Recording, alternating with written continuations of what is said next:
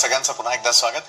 संभाजीराजांनी वयाच्या अवघ्या 16व्या वर्षी ज्या पद्धतीनं ग्रंथ लिहायला सुरुवात केली आणि त्याचप्रमाणे नाशिकमधील 16 वर्षीय चारू दत्तनही तसाच प्रवास सुरू केलेला आहे, मात्र एका वेगळ्या पद्धतीनं. कसा पाहूयात.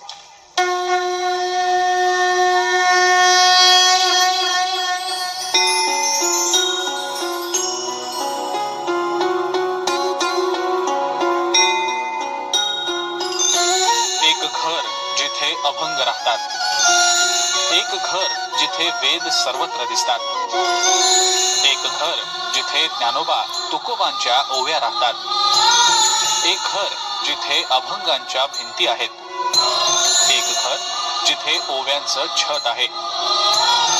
चला एका अशा घरात. महाराष्ट्राला संतांची मोठी परंपरा लाभलेली आहे आणि या संतांचे अनुयायी, त्यांचा भक्तगण देखील तेवढाच मोठा आहे. मात्र नाशिकमध्ये आज आपण अशा एका भक्ताला भेटणार आहोत की ज्याचं संपूर्ण कार्य आणि ज्याची दिनचर्या ही अत्यंत आश्चर्यकारक आणि चमत्कारिक आहे.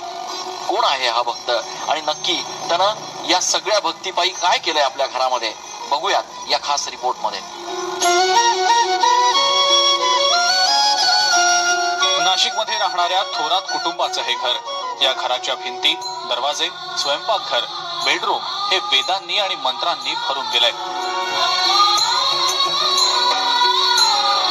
या घरात राहणारा 16 वर्षांचा चारू दत्त याला एक दैवी चमत्कारच म्हणावा लागेल. वयाच्या 10व्या वर्षांपासून तो फक्त लिहितो आणि लिहितोच आहे. असंख्य अवघड आणि सर्वसामान्यांच्या समजण्या पलीकडचे श्लोक, संतांची वचनं, ओव्या, अभंग, धर्मग्रंथ.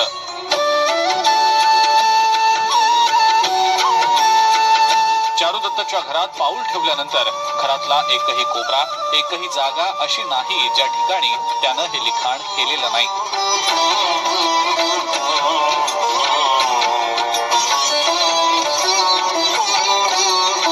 नाशिकमध्ये राहणाऱ्या आणि इयत्ता 10वी इतक्यात पास झालेल्या चारुदत्त थोरात याच्या घरात आपण प्रवेश केल्यानंतर जो काही नजारा आणि जे काही दृश्य आपल्याला बघायला मिळतं ते निव्वळ चमत्कारिक असंच म्हणावं लागेल. चारुदत्त खरं तर 10वी आता पास झालेला आहे आणि त्यांनी 11वी मध्ये प्रवेश घेतलेला आहे. मात्र त्यांचं संपूर्ण घर हे जणू एखाद्या वेदाचं भांडारच झालंय, असं परिस्थिती आणि असं चित्र या घरामध्ये आल्यानंतर बघायला मिळतं. घरांच्या भिंतीवर, पंख्यावर, घड्याळावर, स्वयंपाकघरातल्या ओट्यावर, भांड्यांवर, कपाटावर, खिडक्यांवर जिथे जिथे म्हणून जागा दिसेल तिथे 16 वर्षांच्या या चारू दत्तनं मोठ्या साधू महंतांना देखील जमणार नाही असे ज्ञानेश्वरीतले पाठ लिहून ठेवले आहेत. लहानपणापासूनच चारू दत्त हुशार आणि इतरांपेक्षा वेगळा आहे. मित्र होते, मात्र त्याचं मन हे वेगळीकडेच होतं. त्याला लहानपणापासूनच अभंग, कीर्तन, देवासंतांच्या गोष्टी ऐकायला आवडत असत. मात्र जसा चारुदत्त मोठा होत होता तसतसा त्याच्यातल्या प्रगल्भतेचा अनुभव घरच्या लोकांना येत गेला. ज्या वयात मुलं कॉलेजच्या कट्ट्यावर बसून मजा करत असतात त्याच वयात चारुदत्त वेगवेगळ्या विषयांवरचे धर्मग्रंथ लिहितो आहे.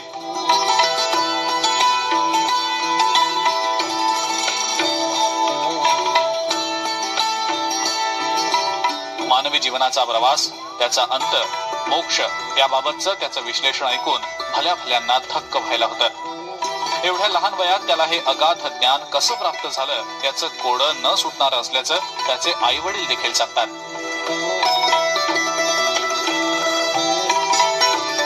आमच्या पोटी आम्ही असं काय पुण्य केलं होतं की आमच्या पोटी असा मुलगा जन्माला आला. आम्ही तर त्याला अगदी म्हणजे त्याची सेवा नाही तर ही साक्षात विष्णूची, देवाची सेवा आहे.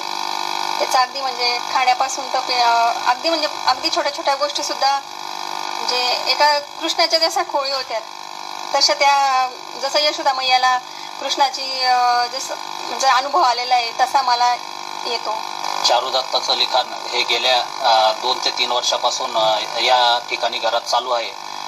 त्याचा अभ्यास पाहता हे संतांप्रमाणे त्याचं हे लिखाण झाले. त्याचं कोणत्याही प्रकारचा ग्रंथ न वाचता आणि कोणत्या प्रकारचा संस्कृत या विषयाचा अभ्यास नसताना त्याने जे लिखाण केलेलं आहे ते वेदांमध्ये, ब्रह्मवेद, जीवनवेद या प्रकारच्या वेदांमध्ये त्याचं लिखाण होत आहे आणि सातत्याने चालू आहे.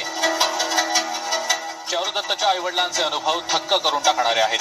एकदा समाधी अवस्थेत लिहिण्यासाठी बसलेला चारुदत्त तब्बल 12 ते 15 तास सलग लिहितच असतो.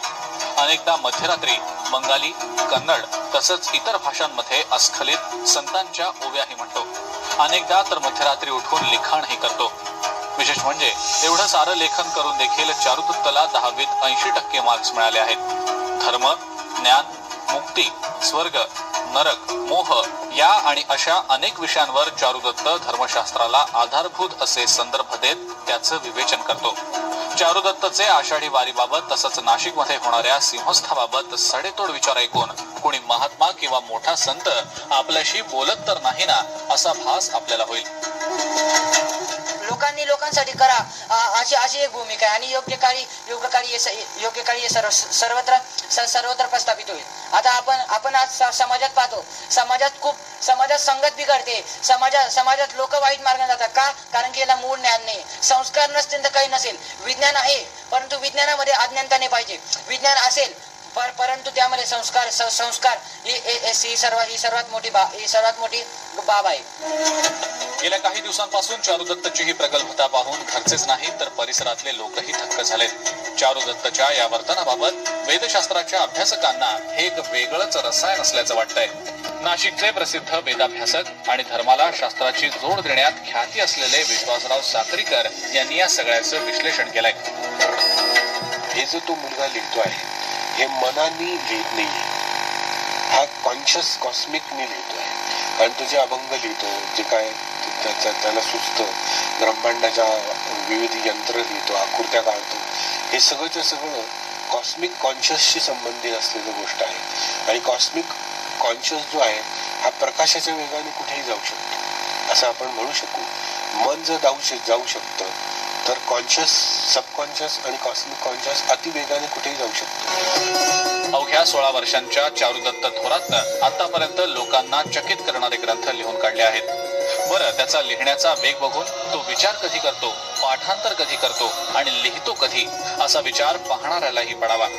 चारुदत्तनं आतापर्यंत सकलामृत ग्रंथ, सुमनामृत ग्रंथ, अशोकामृत ग्रंथ, जीवनवेद ग्रंथ, व्यथा ग्रंथ, चिंतन ग्रंथ, ब्रह्मवेद ग्रंथ, दत्तात्रय ग्रंथ आदी ग्रंथ लिहून काढले आहेत. तर सद्गुरु चक्र, शतसुख चक्र, अज्ञानम चक्र, तुलाश्रम चक्र, कर्मयोग चक्र अशा चक्रांची निर्मिती केली आहे. त्यामुळे चारुदत्तच्या या सगळ्या गोष्टींना चमत्कार म्हणावा का असा प्रश्न पडल्याशिवाय राहत नाही.